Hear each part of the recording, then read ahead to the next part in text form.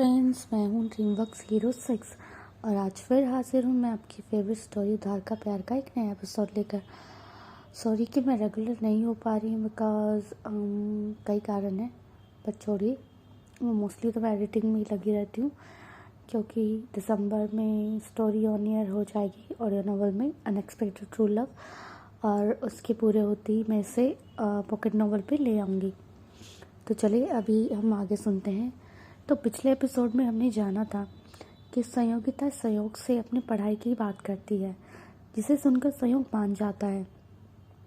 पर संयोग की माँ और भाभी इस बात से बिल्कुल खुश नहीं होते।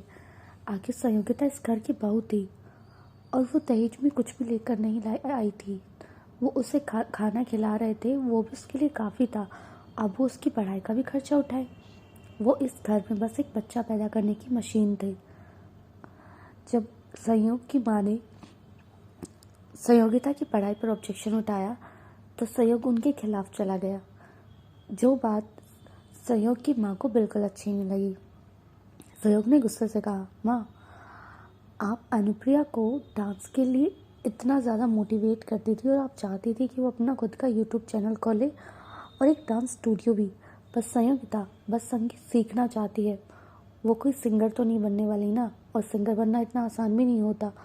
वो जस्ट उसकी एक हॉबी है, और अगर वो ऐसी अपनी हॉबी पूरी करना चाहती है तो मैं उसकी हॉबी पूरी करने में उसकी ज़रूर मदद करूँगा।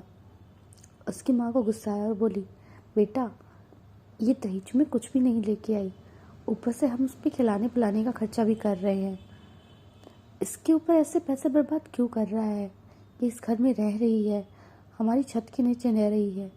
इस गरीब घर की लड़की ने तो कभी इस चीज़ के बारे में सोचा भी नहीं था, और अब इसकी डिमांड दिन ब दिन बढ़ती जा रही है। संयोग को अपनी माँ की ये बात अच्छी नहीं लगी। ये शादी संयोगिता की मर्जी से तो नहीं हुई थी ना, ये शादी उसके दादा दादी ने कराई थी।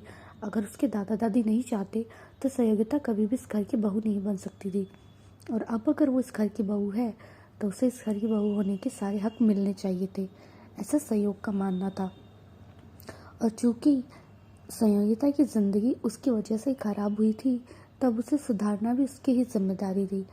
उसने खुद से वादा जो किया था कि वो संयोगिता को सारी खुशियाँ देगा जब तक उनका तलाक नहीं हो जाता। पर अभी संयोग के मन में तलाक जैसा कोई विचार नहीं था। इस बात पे कभी कभी वो खुद भी हैरान रह जाता था।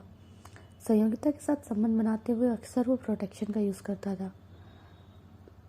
वो खुद नहीं चाहता था कि संयोगिता प्रेग्नेंट हो, क्योंकि संयोगिता प्रेग्नेंट हुई तो अनुप्रिया उससे संयोगिता को वहाँ से भेजने के लिए कहेगी।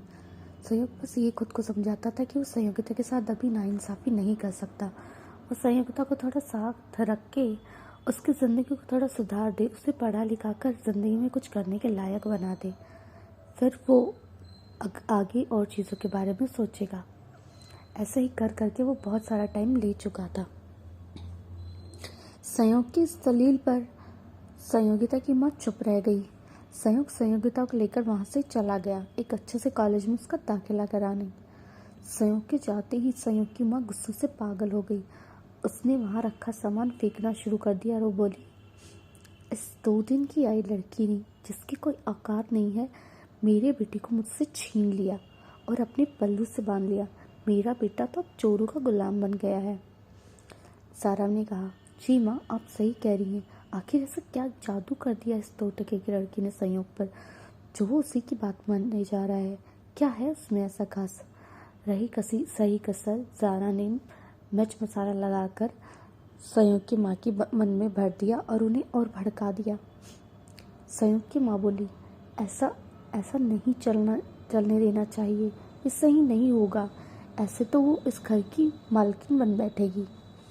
सारा को भी इसी बात की चिंता थी, क्योंकि वो जानती थी कि उसके पति के रवैये के कारण उसे तो जायदाद में से कुछ मिलने से रहा, और अगर ये 2 दिन की आई हुई लड़की इस घर की मालकिन बन गई तो उसे तो कोई पूछेगा भी नहीं, वो तो उसे नौकरानी बना के रखेगी। अगर इस घर में शादी करके उसकी बहन अनुप्रिया आई होती तो चीज़ें शायद बहुत अच्छी हो सकती थी, वो अपने साथ साथ उसकी भी मदद कर सकती थी। पर इस लड़की के भरोसे वो नहीं रह सकती थी। आखिर वो खुद एक गरीब घर की लड़की थी। अगर उसे पैसे मिल गए तो दौलत के नशे में चूर होकर वो तो उसे यहाँ से भगा ही देगी। सारा को भी लगा कि इस संयोगिता का कुछ ना कुछ इलाज तो करना ही पड़ेगा। सारा ने कहा, माँ फिर हमें क्या करना चाहिए?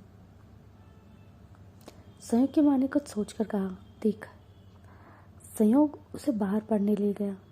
अगर हम संयोग को ये भरोसा दिलाएं कि इस गरीब लड़की को उसने हवा देकर गलती कर दी है, तो उसे भी अपनी गलती का एहसास होगा और वो उसे दोबारा गल में लाकर पटक देगा। सारा इस बात पर कंफ्यूज हो गई और वो बोली, माँ इस बात का क्या मतलब है? उसकी सास बोली, अरे सारा, आज के ज़माने की लड़की तू है और तुझे ये बात समझ में नहीं आ रही है। सारा ने कहा, हाँ माँ, मुझे ये बात सच में समझ नहीं आई। संयोग की माँ ने कहा, अगर संयोगिता का संयोग के अलावा किसी और लड़के से चक्कर चल जाए तो? सारा ने कहा, माँ पर ये लड़की तो ऐसी नहीं लगती। संयोग की माँ ने कहा, अरे बेवकूफ़, सच में नहीं। अगर हम संयोग के मन में ये बीज बो दें कि संयोग ने इस लड़की को घर से निकालकर गलती कर दी है और अब इसके पर निकल आए हैं और ये दूसरों के साथ नैन में टक्का करती हुई घूम रही है, तो सोच क्या होगा?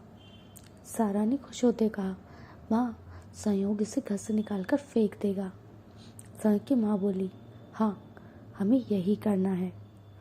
सारा भी अपनी सास की इस तरकीब पर खुश हो गई और दोनों ने सोचा कि आगे उन्हें ऐसा क्या करना चाहिए जिससे संयोग के मन में संयोगिता को लेकर शक पैदा हो और शक के कारण इन दोनों का रिश्ता खराब हो जाए। तो क्या अब संयोग लिखवा देगा संयोगिता का कॉलेज में नाम? क्यों संयोग की भावनाएं संयोगिता के लिए बदल रही हैं और वो उसे जाने देने को तैयार नहीं है? क्या सच में वो संयोगिता को चाहने लगा है? क्या संयोग की माँ और ज़ारा होगी अपनी चाल में कामयाब और संयोग के मन में भी बो देंगी शक के बीच? जानने के लिए सुनते रहिए उधार का प्यार, सिर्फ और सिर्फ मेरे चैनल होप पर। Thanks for your love and support and sorry, मेरी तबीयत खराब है इतनी बुरी आवाज़ के लिए।